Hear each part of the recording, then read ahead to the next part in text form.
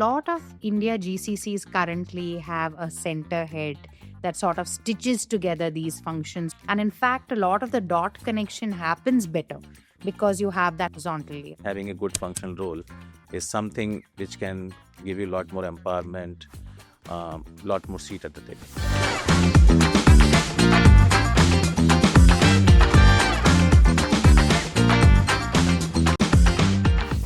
Functional alignment and functional responsibility comes only after you build the trust. And another thing is, which I keep telling to all my peers in GCC, is that just one win is not enough. You have to earn win every single day.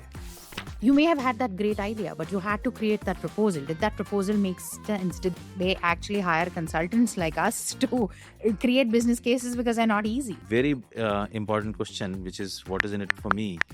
As long as you are able to answer that question for all the stakeholders sitting in the room, you'll be fine. You have a very different career trajectory, if you will. I wasn't enjoying tech work, so then I moved into, and then I wanted to go for umpiring in cricket. I did close to 75 message corporate tournaments umpiring. The compensation was 75 rupees a day, and which wasn't making sense in terms of leaving the job and doing that full time. Finally landed up in tech, and then been doing tech forever. Basically, tech did not want to leave you, no matter how much you wanted to leave Yes. tech. That is how it worked. You know, when we talk about global capability centers, we often hear about scale, transformation, and innovation. But behind these words are real people, leaders who have built, reshaped, reimagined what global teams can do. That's why GCCs Unfiltered is all about honest conversations with people driving that change. Hi, everyone. I'm Nitika Goel, Managing Partner and CMO at Zenove. And today I'm really excited to be speaking with Ankur Mittal, who's the Senior Vice President and Chief Technology Officer and Managing Director at Lowe India. Those titles are heavy, but come with a lot of interesting things behind them. He is fun, full of pizzazz. I had a lot of behind the scenes conversations with him, and I assure you, this is going to be a conversation worth waiting for. Ankur has over 20 years of experience in tech, from Target to Infosys to Wipro. He has seen how large enterprises evolve and how the right mix of strategy and empathy can change the game. Today, we'll dive into his story and Lowe's story and what it takes to lead at scale and the lessons that come with. Ankur, really excited to have you. Welcome to this episode of GCC's Unfiltered. Thank you so much for having me over here. To kick things off, it would be really great if you could explain what Lowe's does in 30 seconds and the role of the India Center in enabling that. So, Lowe's is a 104-year-old company. It's primarily into home improvement retail. Now, the concept of home improvement retail is little alien to the Indian customers or Indian population. So Lowe's, what it does is whatever you need to construct or build your home, to decorate the home, to build your garden, everything is what Lowe's provides. So from lumber to appliances to concrete, plumbing, electricals, paint, outdoor furniture, lawn and garden, patio, everything is being provided by the Lowe's in one single store. Now, if you look at it, the Lowe's stores are on an average is around 120,000 square feet and 120,000 square feet of parking. Wow. So it's like a massive few football fields coming together to open a stores. That is such a fantastic way to think of it.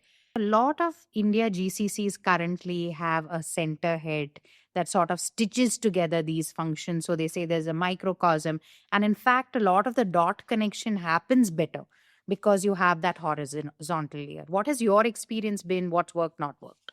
See, when I say the functional roles and functional teams, I think the main thing which we are talking about is the KPIs of a particular team.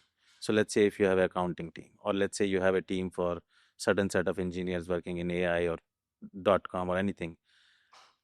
As long as you have the same metrics to measure the people or measure the outcomes across the board same, that in my mind is kind of a functional role and functional alignment between the teams. Now, you will always have a center head who is trying to bring people together and making sure. So there is a kind of things which center head should be doing, and there is this kind of thing which functional head should be doing. So, if I have to ask you, lots of center heads today play a T junction role, right? So, where they actually run a function plus they take the center head role. Do you think that can work? Does that work? Does that not work? Or do you think it's just very organizational specific? See, it is definitely organization specific. In my personal opinion, I think that is how it should be structured. The functional role is what should be earning your compensation or paycheck. According to me, that's how it should be structured. Do you think the Indian GCCs are structured like that? Or do you think Not we're yet. I think some of them are, and they are doing really well. Uh, Most of them are in the journey to become that.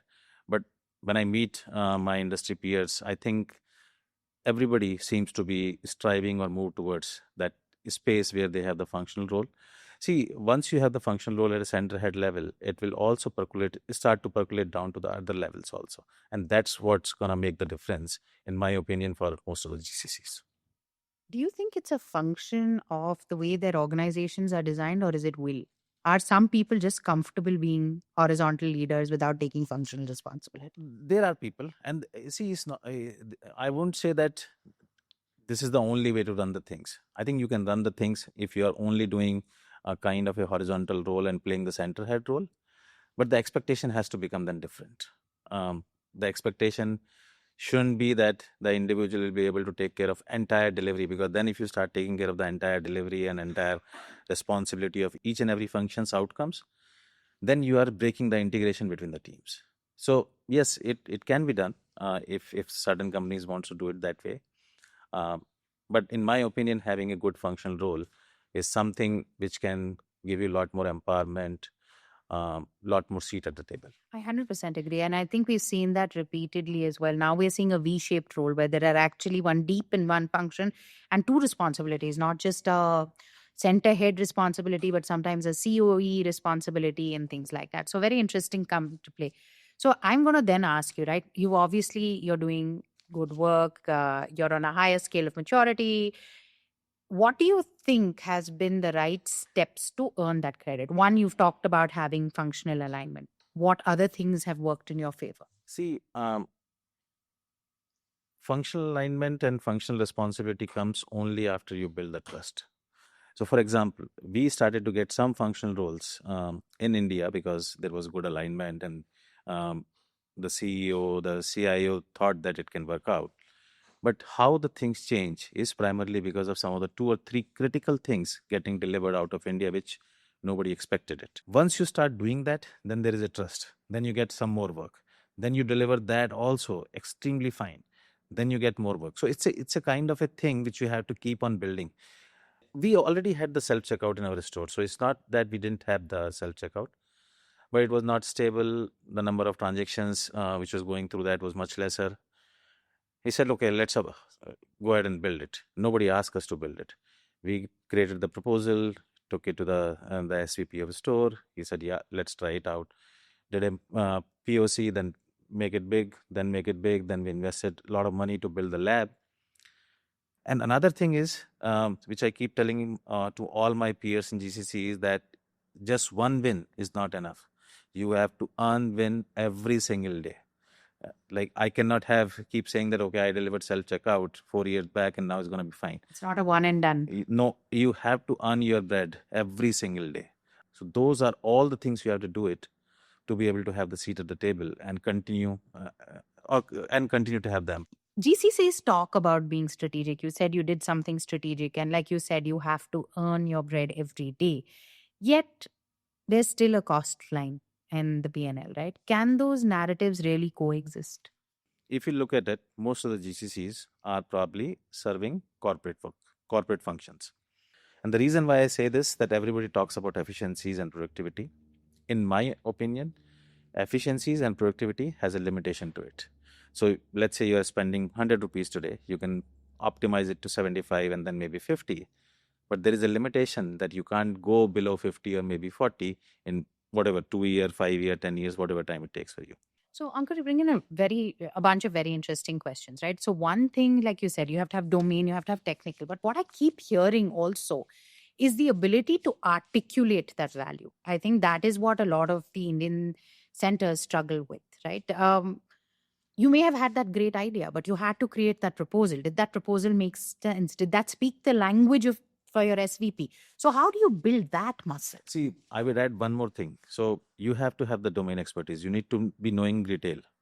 Like for Lowe's, you need to be knowing retail. But just knowing retail is not enough. You need to be knowing how does the home improvement business works and what are you doing to learn that thing. Then you need to have technical expertise if you are working in technology or whatever field you are working in. But how do you build articulation muscle? Because most Indians are incredibly technical and maybe even domain competent. You've brought in a construct, right? Domain is not understanding retail, it's understanding retail in the context of market. Right. I think that was a fascinating point you brought up. The second is articulation is simpler said than done, right? How do you create that business case?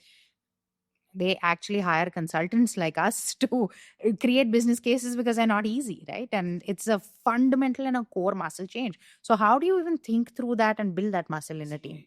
My opinion is start small. Small business case for your local people itself, and then go one step at a time. See, here is the thing. For me to build a business case and sell a business case, I need to be understanding that what the other person is looking for. So as long as I start to understand that what the other person is looking for, and so if it is a CFO, the business case is going to be very different. It's going to be very numbers oriented. Then Yes. if you are talking to, let's say, EVP of stores or a person who is operating the store versus a person who is setting up the merchandise, you need to be understanding what their KPIs are, what their goals are, and speaking that language is the most important thing. And it is not easy to build that, but it's not hard also. See, everybody's, if you look at it, every group's KPIs, every group's what they are working on is already out there, and it is available for everybody to read.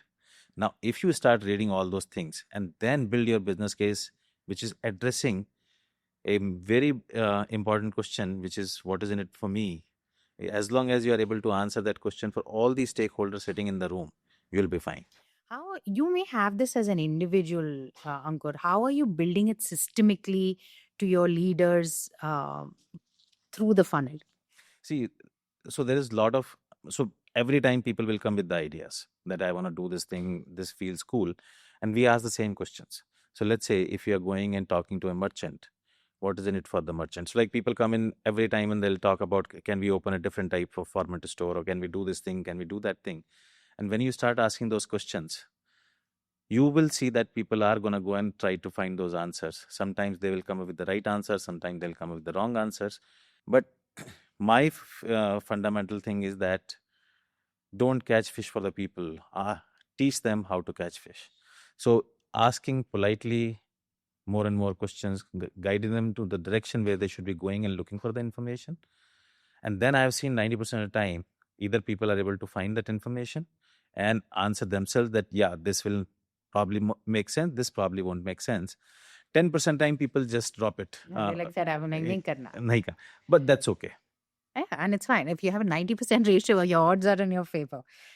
I think you talked about some very interesting things. Now, if I have to talk about three, four different things that we talked about, right? Number one is you're talking about an efficiency play. Then you're talking about a value play. And then you are talking about a continuous play. So it's not just you have to deliver good quality, good value, good efficiency every single day. How do you build that culturally? And how do you do it with a generation of new people who come from different contexts? How do you do it with people who have now been with your organization for multiple years? And how do you do it when there are multiple new entrants who want your talents? The philosophy, like in Lowe's, we have a philosophy of continuous learning. We want our people to have the curiosity. These two things coupled with taking actions and having a right amount of risk taking abilities. If you have these four things as part of your culture, as was core values, behavior, you will see that every single day people are becoming and asking more and more questions to themselves as well as to the teams and to their leaders also, that what can I do differently to make it better. As long as that is the thing which is percolating down from top management to the every single person uh, in the company, you will see that culture where people are not just thriving for efficiency, they are also thriving for creating new streams and delivering every single day better than what they did yesterday. So that has to be demonstrated in the actions by every single person in the company. Coming to the new generation, I think it is just a matter of time. They're coming in new. They have some sort of sometimes entitlement, sometimes not understanding the corporate culture. But over a period of time, I strongly believe that they can also be tuned into having the right conversations. And again, it comes to what they see in their immediate leader. Immediate leader or the frontline managers makes the most impact to the people who are coming into the teams. So we in Lowe's ensure that our frontline leaders are equipped to talk about those things and equipped to showcase those behavior on a daily basis. So you talked about it'll take a little time for them to get integrated. How much time do you think is little time? See, it will vary. Some people it will be like few weeks, some people it will be few months. But Few years also. You're being kind. yeah, could be. But see, here is the thing. Sometimes you have to value what they bring to the table. Um, because some people who are, let's say, not so what you would say that like into the corporate rhythm, but if they are able to provide you significantly new ideas, it's fine. I think you can live with them and you can mildly keep continue to coach them. Absolutely. You also talked about doing things differently every day. When we were speaking before this, you have a very interesting routine about calendars, meetings, how you are not in many meetings. And I think that's a life lesson for many of us who are doing it as well. Would love to hear and understand a little bit more. See, I keep telling all my teammates as well as friends also that I'm very possessive about my time. If I want to waste my time, it has to be me, not somebody else wasting my time. What does waste time include? Anything and everything. If there are meetings which can be avoided and just the communication has can be through emails, I like that. I want to keep the meetings to the agenda. My most of the meetings ranges anywhere between 3 minutes to 10 minutes. I don't do one-on-one schedule status with my team or my DRs, but I probably talk to them 3 times or 4 times in a week because I don't want them to be thinking about that I can talk about these four issues or four things or four topics only when the time is scheduled. Generally, anybody who wants time from me, they get the time in 24 hours. So that's how I operate. That is fantastic. What about like things which are systemic? Like you have a new bunch of new entrants into your organizations, Gen Zers, who you are also in a way the culture keeper as the center head, right? And I think as I mentioned before, you obviously have a bunch of titles, so you're playing a functional role, you're playing the center head role. So how do you do that with the different generations and teams? See, we don't do anything specific for a particular generation, but what we do is something called break room, where me and few of the other leaders will come in, and it's kind of a free flowing conversation. So we encourage our associates to join that session. It's kind of a grab some tea, coffee, and then just meet with the leaders and ask anything, whatever running in your head, whether it could be a personal question, it could be question about business, it could be question about how to grow in the career. All those kind of questions are welcomed. The openness in the team, the openness in the communication is what we want to establish, and that goes really well with the new age generation also, because they are able to understand that what we are doing and why we are doing certain things. That's good. I think there's transparency in communication, which they appreciate and like. You partnered early, Ankur, with Open AI, right? And now deploying store side agents. What's the most overhyped and underhyped AI use cases in retail stores? AI was there always. It was more of analytical AI. Then you have the Gen AI coming in. Then you have computer vision coming in. Then you have agentic AI coming in. AI, whether it is analytical, Gen, computer vision, or agentic, is going to make our associates, our teams, a lot more efficient. There is no doubt about it. You will still need a lot of associates for doing different kind of work. It'll open up the new ways of doing the work. You talked about micro agents. Do you personally have one, Ankur? Uh, I have multiple micro agents. I need to stitch them together to make it one. But yes, there are some which is being used for summarizing the emails or summarizing a big document. There are ones which is helping me write the emails. There are one which is helping me create presentation, though I create very few presentations. So I have some of those, but yeah, it's still a journey to get one who can do everything. That's fantastic. What a good aspiration. Will that need 2035 or can it be done in 2030? I'll talk to my CEO and let you know. What's the hardest gap between Indian delivery leaders and truly global product owners? And how are you aiming to close it? What I've seen, Indian delivery leaders are extremely good in execution. But if you pair that up with little bit of risk taking ability, little bit of asking questions, little bit of going out of the comfort zone, that becomes a deadly combination. And that's what I think more and more our Indian leaders have to start doing it. Go on to the path where it's not very comfortable. So I keep telling another thing to my folks on my teams is be passionate about ideas, be passionate about things, don't get married to them. So if it's okay if you have to drop this idea and pick up something else, but just keep doing it. Just keep picking up new ideas. Just think of what I'm going to do new today, what I'm going to do different today, how I'm going to do better than yesterday has to be the.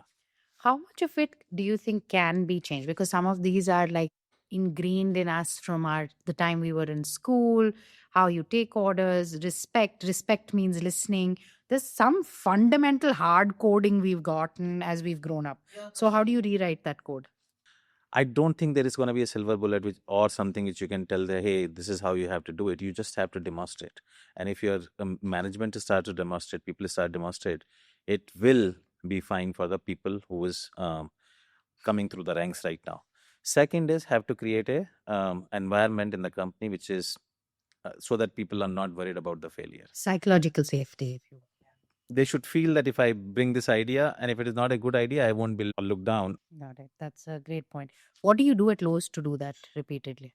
See, encouraging people to ask questions is like every single time, and we personally and my leadership team also try to provide not all the answers. It is how do you have person go and figure it out the answers, guiding them into the right direction, and not just saying simple yes or no. Solutioning for them. Yes. So that is very important. So it's a fantastic way to think of it, right? GCCs, now coming to one of the questions, like if you had to set up a GCC from ground zero today, who are the first three types of employees you'd hire? So four, not three, I would say four. One is somebody who has a very good domain understanding, person who has spent some time in similar kind of companies, preferably in the country where they are operating in. So having a good domain knowledge. Second person I would hire probably some CTO of a upcoming startup or a really good technology person, because most of the GCs will end up doing technology. So domain, technology. The third one is what I call is a talent magnet. The person who is known for pulling or being able to attract the talent from the market. This is not HR. It would be a person who's a technologist who's. It could be HR also, but I would prefer a person who is coming in from the business side, whether it is technology, merchandising, marketing, but people look up to that person in the industry. And the fourth person would be my cultural champion, the person who can build a good network and good relationship with the headquarter and replicate the right culture back in India. Ankur, this has been a very, very interesting conversation. I'm going to do a segment which we are calling our rapid fire. What do you think is a leadership habit you swear by? See, I swear by being authentic and honest. If you had to give Lowe's India a tagline, what would it be? The gold standard GCC for Indian market and a strategic arm for Lowe's. I love that. What do you do with your free time apart from going to work? I'm double PhD in Netflix. What is the show you're watching currently? Currently, Billionaires Bunker. What about you have a very different career trajectory, if you will. See, I when I started my career or when I was doing engineering, my dream was to become an Air Force pilot, but for variety of reasons, didn't happen. So, and then I joined Reliance. Infosys at that point in time, late 90s, was really a charming company. So I also joined Infosys. I wasn't enjoying tech work, so then I moved into, and then I wanted to go for umpiring in cricket. I did close to 75 message corporate tournaments umpiring. Got selected into that time for closer to Ranji games and the state games. But that the compensation was 75 rupees a day, and which wasn't making sense in terms of leaving the job and doing that full time. So then I stayed in tech, and then again left Infosys to go and do my MBA so that I can come out of tech. But again, finally landed up in tech, and then been doing tech forever. Basically, tech did not want to leave you, Yes. no matter how much you wanted to leave Yes. tech. That is how it worked. You Empiring is probably the first of its kind that I have heard in one of my podcasts. What lessons, or if you had to draw an analogy of cricket and GCCs, what would you I say? won't say GCC. I would draw the analogy between cricket and a leadership role in a corporate. See, umpiring teaches you to have control on your emotions and making the fair decision, whether you like one particular team or not. It doesn't matter. The same thing you have to apply every single day in your corporate. That is actually, given that you were aspiring to be a pilot, that would have been a huge disappointment. How do you take care of disappointment psychologically and just move on to the next big thing? How do you re-find passion? See, yes, this was a big disappointment because I was very passionate about it. And every single day or every now and then you will have some disappointment, or you will make some mistakes, or something didn't go right. I keep telling myself every single day morning that whatever happened, you can't change. If you can't change, I'm not going to think about it. There are certain things you learn from it. Just learn and move on. If we had to make a Netflix show or a book or write a book based on your life story, what would it be titled as? Living the life on the edge. Love it. Great. Thank you again, Ankur. It's been a wonderful conversation, a learning conversation. I think I just totally love your approach to how you deal with the problem at hand. You're redefining your new normal for the center. You're thinking as a system rather than an individual, which is truly what makes a difference with JCCs. It's been a pleasure having you at this episode. Thank you so much for having me over here. Thanks once again. Thanks. Thank you for tuning in to Zinnov Podcast. You've been listening to our new series, GCCs Unfiltered. Stay tuned for more such interesting episodes. You can listen to our podcast on Apple Podcasts, Spotify, YouTube, or wherever you get your podcasts from. To know more about Zinnov, visit our website, www.zinnov.com, or drop us a note at info@zinnov.com.